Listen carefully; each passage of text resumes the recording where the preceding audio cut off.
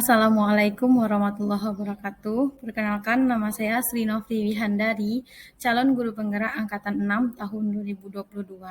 Berikut ini akan saya tayangkan koneksi antar materi atau kesimpulan dan refleksi pemikiran Ki Hajar Dewantara selama melaksanakan pembelajaran CGP di modul 1.1. Refleksi dan kesimpulan. Apa yang saya percaya tentang murid dan pembelajaran di kelas sebelum mempelajari modul 1.1. Yang kedua, apa yang berubah dari pemikiran atau perilaku saya setelah mempelajari modul ini. Yang ketiga, apa yang bisa segera saya terapkan lebih baik agar kelas saya mencerminkan pemikiran Ki Hajar Dewantara. 3 poin ini adalah 3 pertanyaan yang tampil pada refleksi dan kesimpulan di LMS. Berikut ini akan saya jawab satu persatu. Pertanyaan yang pertama, apa yang saya percaya tentang murid dan pembelajaran di kelas sebelum mempelajari modul 1.1? Yang pertama, saya percaya bahwa murid harus patuh pada aturan yang saya buat di kelas.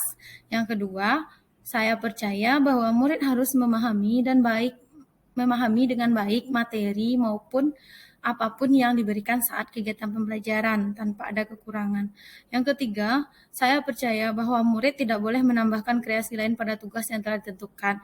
Jadi ketika sebelum belajar pada modul 1.1, saya mengharapkan siswa untuk membuat sesuatu seperti apa yang telah saya contohkan.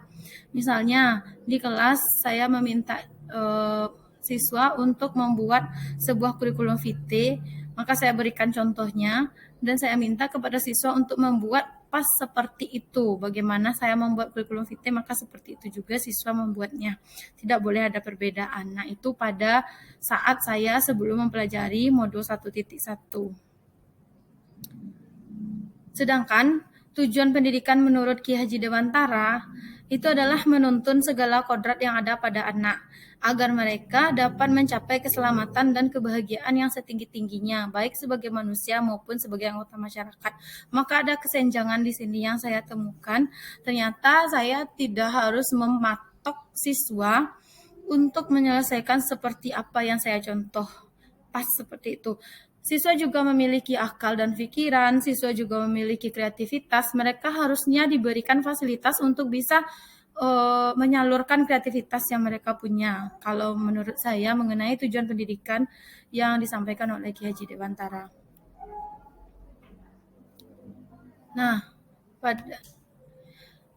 Nah, sebelumnya juga kita telah berdiskusi kelompok pada ruang kolaborasi, di mana kelompok kami menampilkan tentang Malamang, Bungolado, dan Jamba.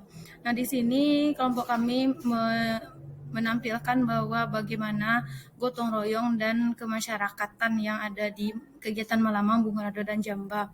Nah, pada saat Malamang itu ada kerjasama, gotong royong, dan kebahagiaan yang tersampaikan di sana. Kemudian ada kegiatan Bungolado. Bungolado adalah sebuah pohon uang yang dibuat di mana bersama-sama menyusun uangnya dan menyumbangkan uangnya.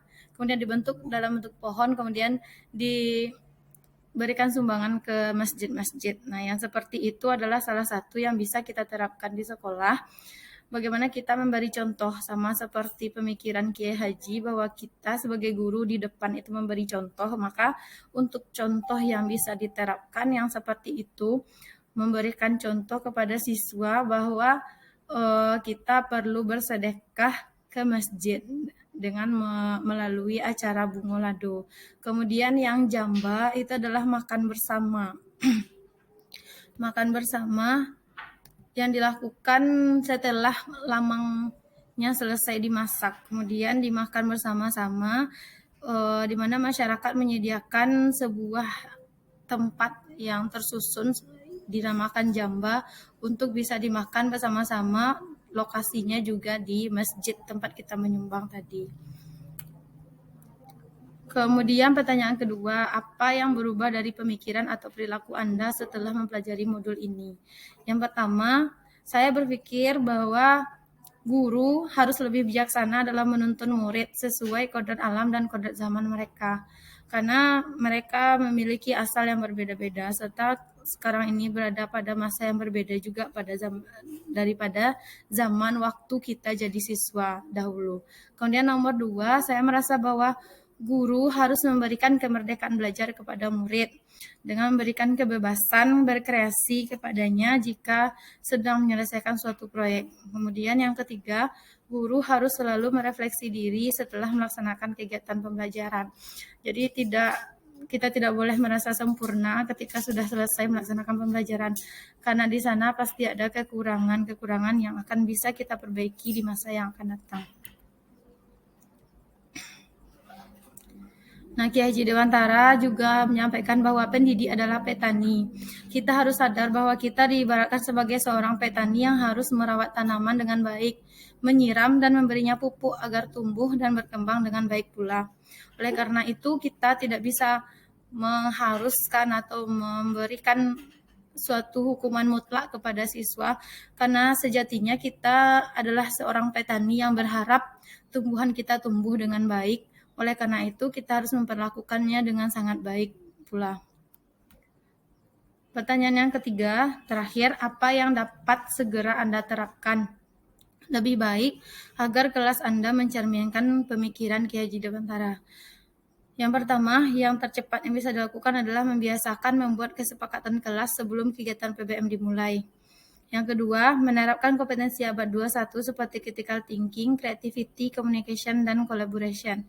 Yang ketiga, membiasakan diri untuk menjadi seorang guru yang menuntun murid yang diikuti dengan kodrat alam dan kodrat zamannya. Yang keempat, menerapkan studi center learning.